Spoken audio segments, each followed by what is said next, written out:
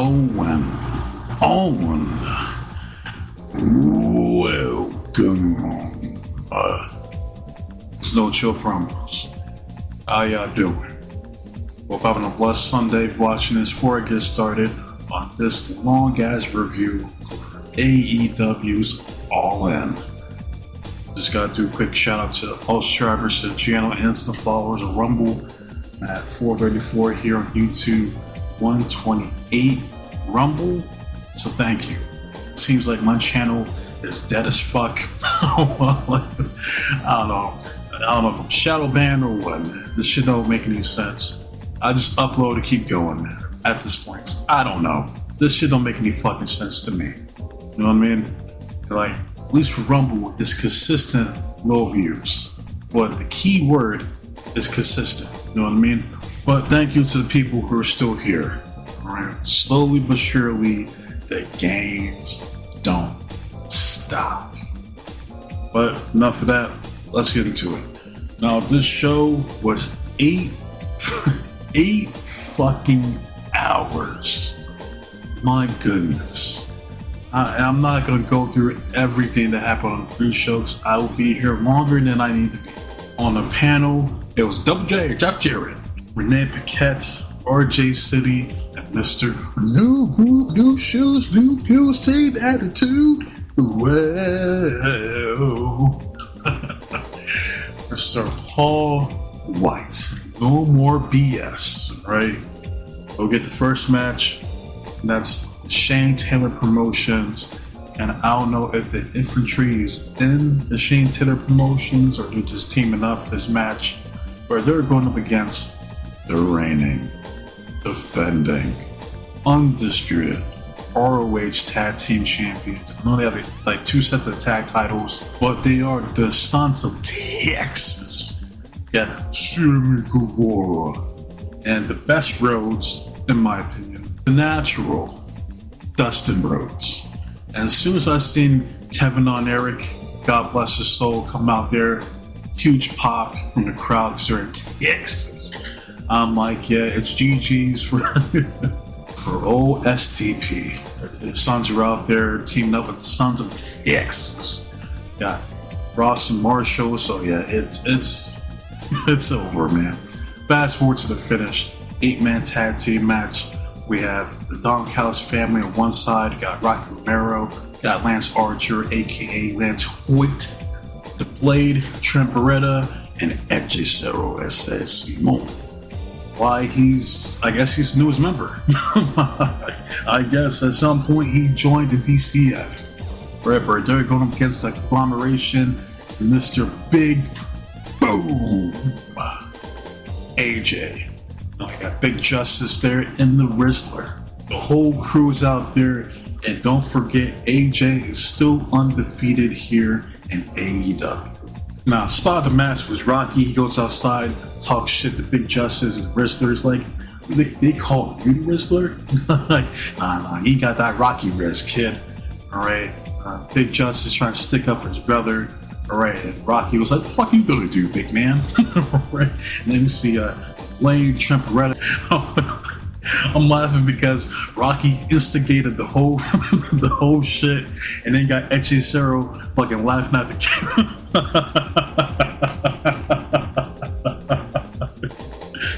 He was laughing at his ass. That's hilarious. But you know what's crazy? Big Justice is almost as tall as Rocky Romero. Like, that's crazy. Right? And there's another spot that happened later on. It was with Edge Cerro and Hologram, where Edge Cerro goes for like a kind of looked like a head scissors, but it turned it like it went from like a head scissors to like a head scissors neck breaker. The way he did it, I'm like, that should look nasty. I'm like, hopefully Hologram looked like he was okay, but the way he did it, that shit, that's a finisher. That could be a new finisher for Edge Cerro. But we're gonna fast forward to the finish. Match I didn't even know was happening because I don't watch Collision. But we have FTR with Big Stoke going against the Outrunners. Tom Turb. Right? Obviously, I'm biased towards the Outrunners. I think that they beat FTR before in their first match. I could be mistaken. All right, so this is the Outrunners versus FTR2. All right, good fucking match. I enjoyed it. And fast forward to the finish. Big Johnny Cash was like, "Hey, nice neck tattoo, you dumb son of a bitch." All right, and then like the fans like, "You suck ass, you suck ass." And then Cash was like, "Got that in 8th grade, motherfucker?" And the fan from Texas was like, "No, I got it last year." Cash was like, "That's even more embarrassing, you dumb fuck."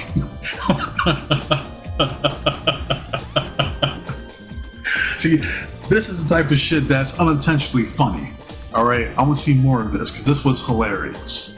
All right, 'cause I don't know if it was like legit or not, but it was entertaining.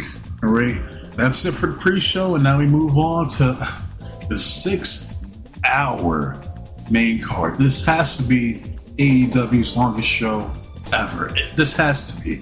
I don't remember a show being this fucking long ever for AEW. So now we move on to the first match here in the main card. All right, partner.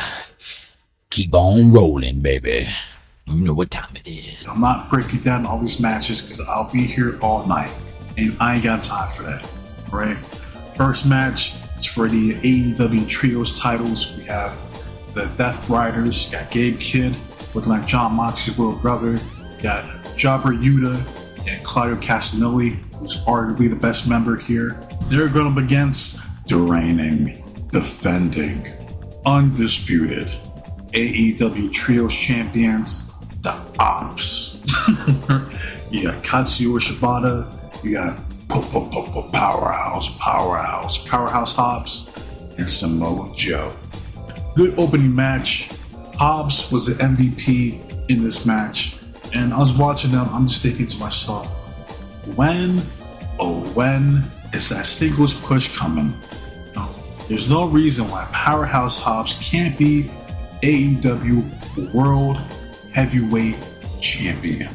But fast forward to the finish, Samoa Joe hits the Muscle Buster on Jobber Yuta. 1, 2, 3. The Ops are still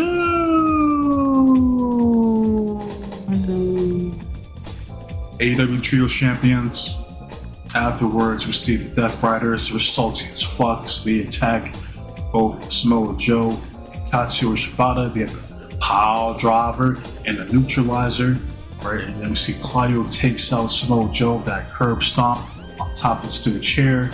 Samoa Joe is down. Samoa Joe is down. So he gets packed up, but hey, at least he's still champion, right? Moving on to the men's Casino Gauntlet match. We have Reach for the Sky, boy. Mark Briscoe, number 1. We have Mr. Maxwell Jamal Friedman from We Hurt People. We Hurt People. Yeah. We Hurt People. The Hurt Syndicate. All right, comes out number 2. All right, and I'm not going to go over all the entrants because it doesn't matter. The winner of the men's Casino Gauntlet match is none other than Mr. Maxwell Jamal Friedman. I'm like, of course MJF's gonna fucking win the fucking gauntlet match. Of course. Now, does this play a factor into the main event? Alright, because like, I know MJF teased going after Moxley, but it's like, are they really gonna pull the trigger on Hangman? We'll find out later on here tonight. Moving on to the next match, which was canceled, come to find out, because we have Adam Cole, baby. Mr. Chugs. He comes out, he relinquishes the TNT title because he has some undisclosed medical issues. So he's not medically cleared to wrestle.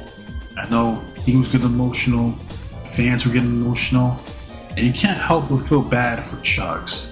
Like, this poor guy can't catch a break. It's sad. It really is. You know what I mean? And because you hear all the time about some wrestlers that you can never ever say anything bad about. Chugs is one of those people. Just a good dude at his core. So it sucks that all these misfortunes, all these injuries, all these like medical issues keep happening to Adam Cole. You know? But it is what it is. Alright, so we move on. Fatal 4-way match, we have the Sons of Texas, Jimmy Guevara, The Natural, Dustin Rhodes, who I believe this is his third match he's wrestling over this weekend, because he wrestled at Supercard of Honor, wrestled on the pre-show, now he's wrestling here on the main card. So he's putting in work. And this man's like 56 years old as well. Keep that in mind, right? We have Danny Garcia, and we have the proto star T-Move David Bowie, aka Kyle Fletcher. Decent match for what it was. They're teasing dissension between the Sons of Texas. Alright, and I thought for sure Kyle Fletcher was going to win here with his first singles title here in AEW. But does that happen? Nope. Because we see Dustin Rhodes, he rolls up Danny Garcia for the 1, 2, 3, and no!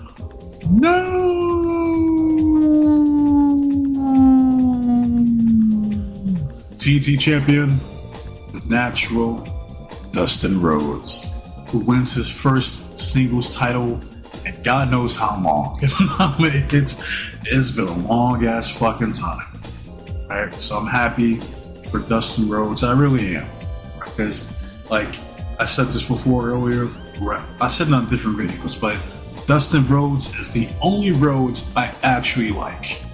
I never cared about the American dream, Dustin Rhodes, baby. We take about some hard times, daddy. Never cared for him. Alright?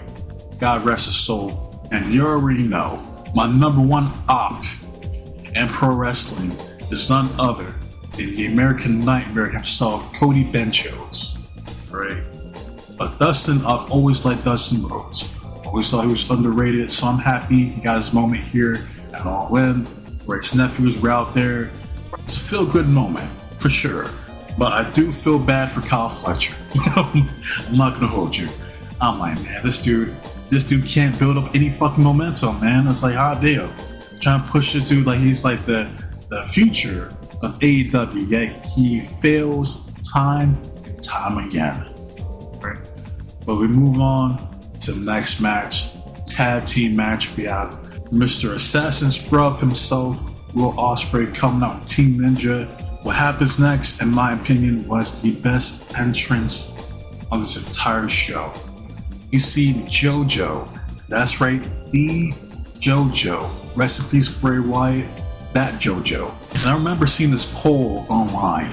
If you had to choose between Samantha Irving or JoJo, who'd you choose? And me, I'm going with JoJo. I'm like 10 times out of 10. Right? And like Samantha Irving, she's fine as hell too, but I gotta go with JoJo. I'm sorry. Sorry, not sorry. But she comes out singing, "Ain't Nobody Loves Me Better. Makes me happy. Makes me feel this way." I'm like, that's a Shaka Khan for that ass. I was like, oh, damn. Was not expecting that. Right? She killed it too. You know, the crowd was kind of like lukewarm in their reception. I'm like, come on, man, y'all doing JoJo dirty. Come on, man. But they're like loud as fuck when it says, "Whose house?"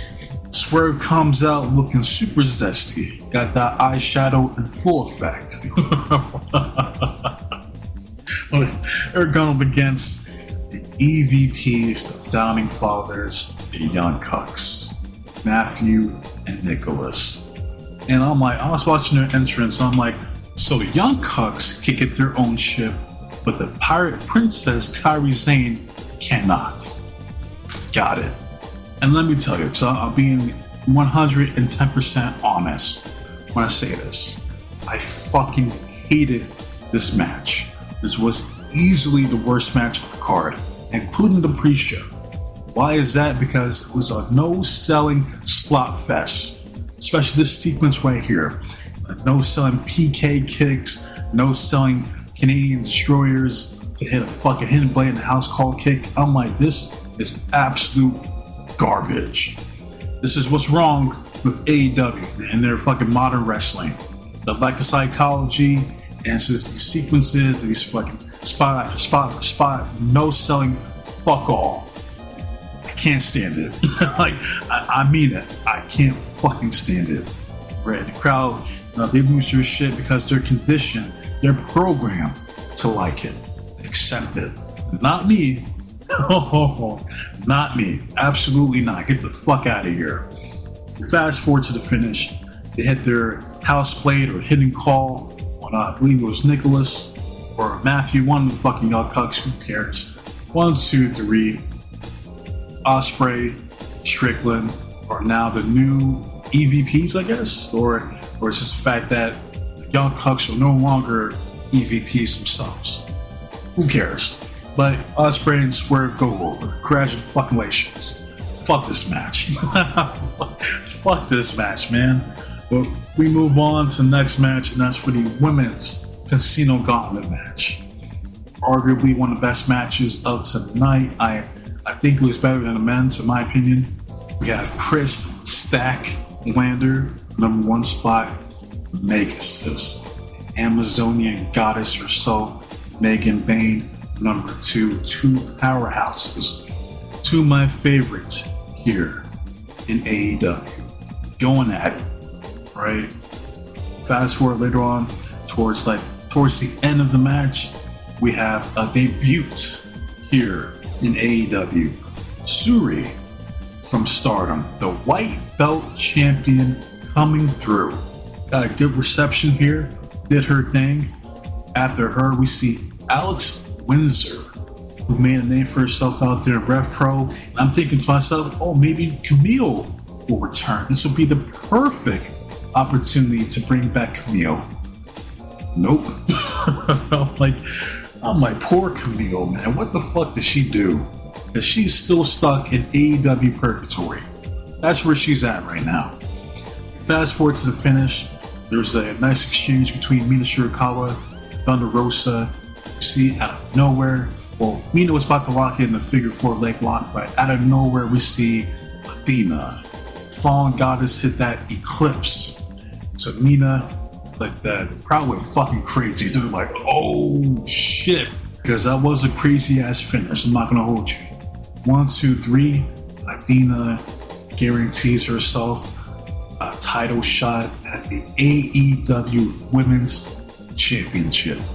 About motherfucking time. She had a huge fucking pop earlier when she first came through in the match.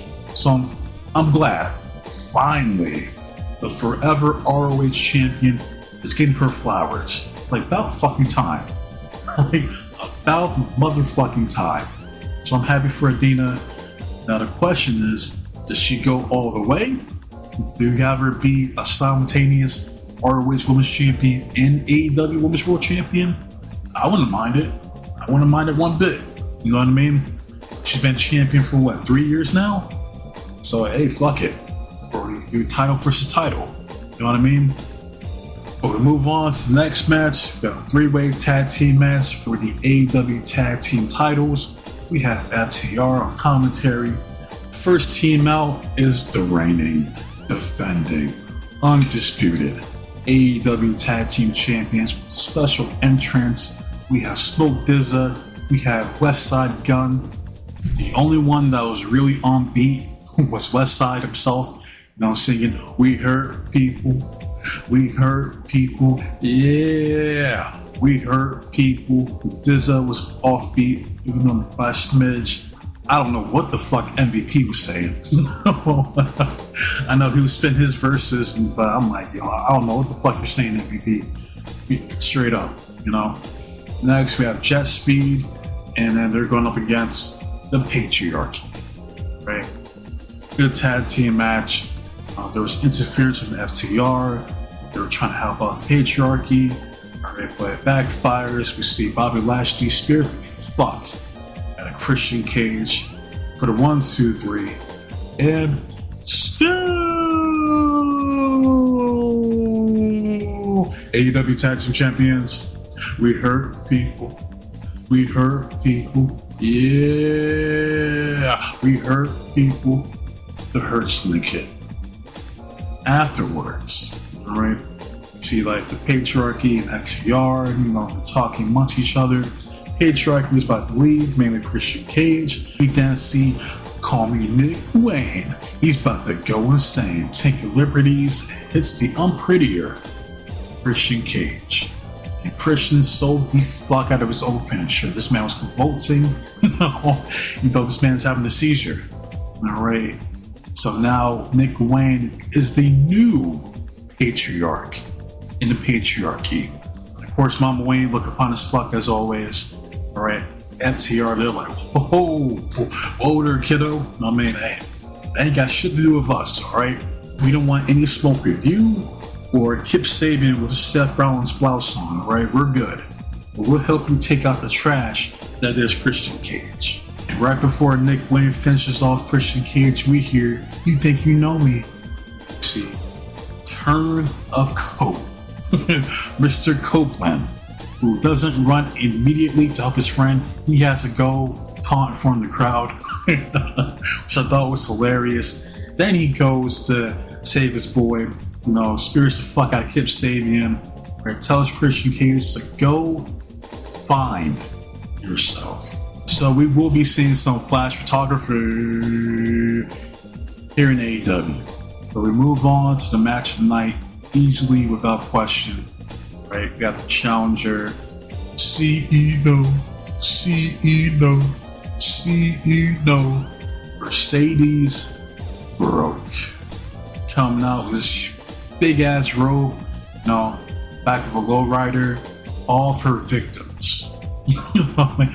Poor Jamie Hayter, man. God damn. I'm still pissed off about that because she shouldn't have even wrestled that match. But I digress. She's going up against the reigning, defending, undisputed AEW Women's World Champion, timeless Toni Storm.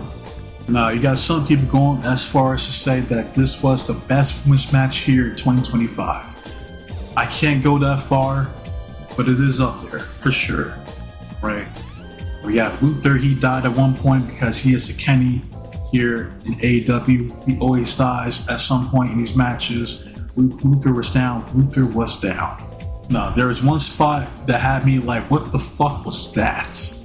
That was when Toni hit not one, not two, but three consecutive Storm Zero pile drivers to Monet.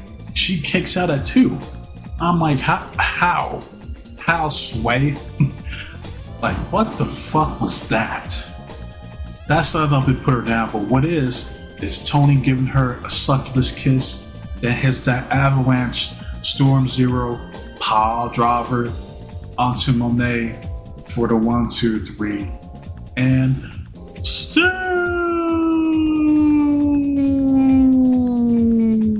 AEW Women's World Champion, timeless Toni Storm. And a round of applause to Mercedes Moné taking her first L here in AEW.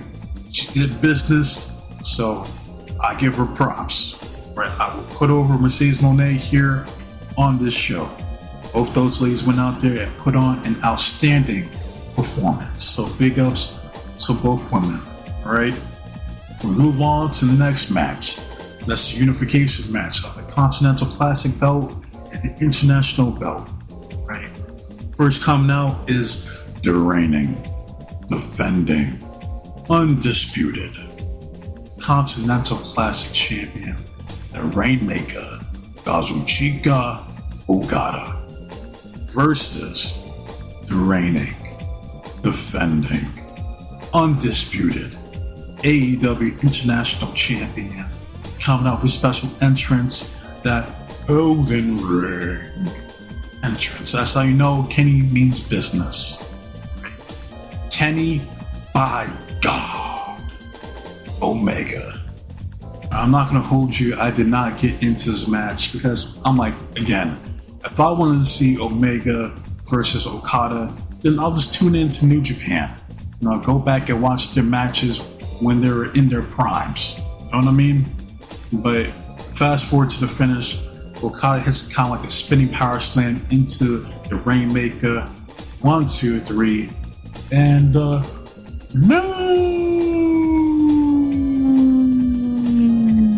AEW Unified Champion, the Rainmaker, Kazuchika Okada.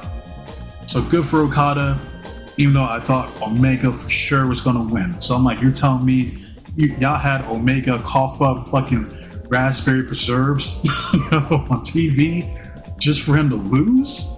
That's crazy. But it is what it is. This is the last time these two are going at it. So Okada is the clear winner in their feud. And now we move on to the main event. Well, it looks like the fight's already started. It's time for the main event. I forgot to mention this earlier. We got good old JR here on commentary for these last two matches. Big ups to JR who kicked Cancer's ass again. Good for him. Right? We have Adam Hangman Page coming out to his old theme song. Full circle moment here as he takes on the reigning, defending, undisputed AEW World Champion Jon Moxley. Coming out with Dukes of Hazzard truck, trying to look all tough and badass. Cool story, bro. Whatever, man. You know, and I'm not gonna break down this whole match. You know, there was blood, there was guts, intestines, you know, fucking nails, tables, you name it. Forks, sporks, all types of shit in this fucking match. Fast forward to the finish. See Swerve, whose house? Strickland getting involved, laying out the Young Cucks. He has Hangman's chain because there's a segment of collision. All right. Hangman stepped up to Swerve, talking about, you know, do you regret what you did to my family? You know, and Swerve was like, yeah. You know, after all the loss that has happened to me, I do regret it. You know, and I think it's time we let go of the past. And Hangman left his chain there, right? And that's the same chain that Swerve had. He gave it to Hangman, acknowledging the fact that we're going to let bygones be bygones, right? It's in the past, time to move forward.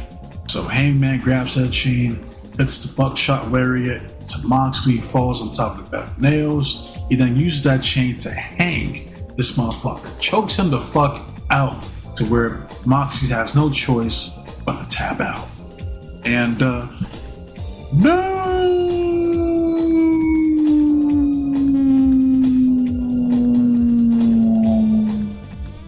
AEW World Champion Adam Hangman Page.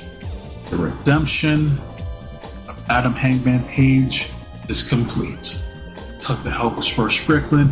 It took the help of the American Dragon, Bryan Danielson. It took the help of Darby Allin returning from Mount Everest for this shit to happen. And thank God. It's like, thank God. We always see this title. What was that? Excalibur's racist ass talking about, no, it's been over like 370 days since we last seen the title. When fucking Adam took that fucking belt from that stank ass briefcase, the crowd erupted. Fucking huge fucking pop. So I told you right then and there that they made the right decision, and Hangman going over, the Death Rider storyline is done. You're washed. It's over. And that is it for AEW's All In 2025. This was, in my opinion, their best pay-per-view so far this year. It's gonna be hard to top it, honestly. You know, they might, you know, because this was eight fucking hours. My goodness, that's a whole shift. That's a whole shift for some people. You understand that? Sitting there watching wrestling for 8 fucking hours. I can't get over that shit. That's crazy. But overall, it was a good pay-per-view. I enjoyed it. There were some things I didn't like, which I already discussed, but it wasn't enough to hinder my experience watching the show. You know what I mean? There's gonna be some people, you're like, All In was literally the greatest wrestling pay-per-view I've ever seen in my entire freaking life. Well, good for you. So, but because I'm not completely glazing it, you're gonna dislike my shit? Well, fuck you. Like, straight up, man. Like, that's so fucking petty. Just you watch. If I get more than 2 views for this video, there's gonna be some AEW mark, some shill that's gonna come through and dislike it because I didn't completely deep throat and glaze the fuck out of this pay-per-view, which will never happen. That ain't never gonna happen. Alright? It's always something I've yet to see. There's no pay-per-view is perfect. Doesn't exist. Alright, there's always gonna be something that I'm not gonna like that happens on these shows. But again, overall, AEW All In was a good experience. But I want to hear from you guys. Right? How do you guys feel about AEW's All In? Do you enjoy it? Do you think that's one of AEW's best pay-per-views this year?